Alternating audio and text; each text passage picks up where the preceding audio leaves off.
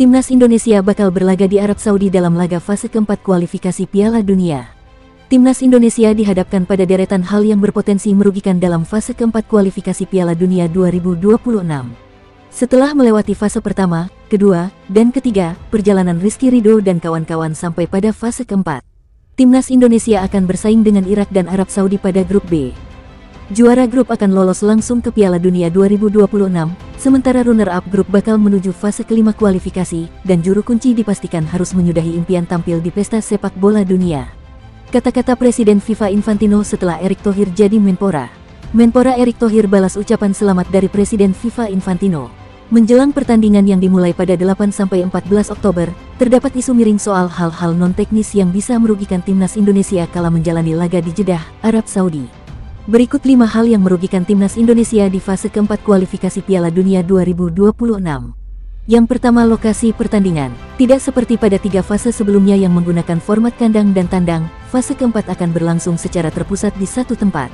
AFC sudah memastikan Qatar dan Arab Saudi jadi tuan rumah pada tanggal 13 Juni tahun 2025. Penunjukan tersebut mendapat protes dari 4 negara lain yang merupakan peserta fase keempat kualifikasi yakni Indonesia, Irak, Oman, dan Uni Emirat Arab. Dengan demikian Qatar, di grup A, dan Arab Saudi, di grup B, akan mendapat keuntungan berupa dukungan supporter tuan rumah hingga pemahaman soal lapangan atau kondisi non-teknis lain. Pertandingan grup B fase keempat kualifikasi Piala Dunia 2026 akan berlangsung di Stadion King Abdullah Sports City, Jeddah. Kedua jadwal pertandingan. Lantaran Indonesia menjadi kontestan dengan ranking FIFA terendah di grup B, maka skuad Merah Putih dipastikan bakal bermain pada tanggal 8 dan tanggal 11 Oktober. Sementara Irak akan bermain pada 11 dan tanggal 14 Oktober. Arab Saudi yang memiliki ranking FIFA terbaik di grup B punya keuntungan istirahat lebih panjang dibanding Indonesia dan Irak karena akan bertanding pada 8 dan tanggal 14 Oktober. Sebelumnya bahkan Indonesia dijadwalkan bermain melawan Arab Saudi pada pukul 18 waktu setempat. PSSI kemudian meminta pengunduran jam tanding menjadi pukul 20.15 agar timnas Indonesia punya waktu persiapan lebih panjang. Waktu tanding melawan Irak pun dimundurkan, dari semula berlangsung pukul 18.30 waktu setempat menjadi pukul 22.30. Ketiga, wasit dari kawasan Timur Tengah. AFC telah menunjuk wasit asal Kuwait untuk memimpin laga Indonesia vs Arab Saudi. Hal ini mendapat respons dari PSSI yang mengirim surat protes baik ke AFC dan FIFA.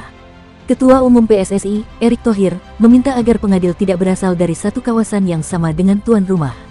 Kami lagi coba melobi kalau bisa wasitnya tempat yang lebih netral seperti Australia, Jepang, China, atau bahkan Eropa. Ya kita lihat hasilnya, ucap Erick dalam konferensi pers di Stadion Utama Gelora Bung Karno, Selasa tanggal 16 September. Keempat, jatah tiket untuk supporter Indonesia.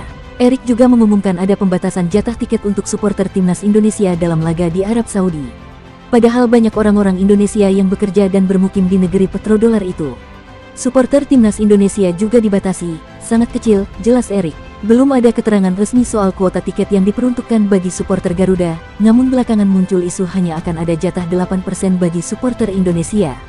Jika Stadion King Abdullah Sports City memiliki kapasitas 62.345 tempat duduk, maka supporter Indonesia yang boleh menonton langsung tidak sampai 5.000 orang. Dan yang terakhir, pengalaman buruk soal pengawalan. Timnas Indonesia pernah bermain di Arab Saudi pada fase ketiga kualifikasi Piala Dunia 2026. Berkaca dari pengalaman tersebut, Erick juga mengungkapkan skuad Merah Putih tidak mendapat pengawalan yang baik sehingga terlambat masuk ke lapangan. Guna mengantisipasi hal-hal seperti itu, PSSI telah mengirim tim survei ke Arab Saudi sampai memilih hotel sendiri. Nah ini yang kami coba membuat tim advance sudah kami kirim. Kemarin hotelnya pun kami memilih hotel yang tidak disiapkan oleh panitia. Kami ingin fokus di sana, di kualifikasi Piala Dunia 2026, kata Erick. Itulah berita kali ini. Jangan lupa subscribe channel ini, agar Anda tidak ketinggalan berita terbaru dari jagat sepak bola dunia.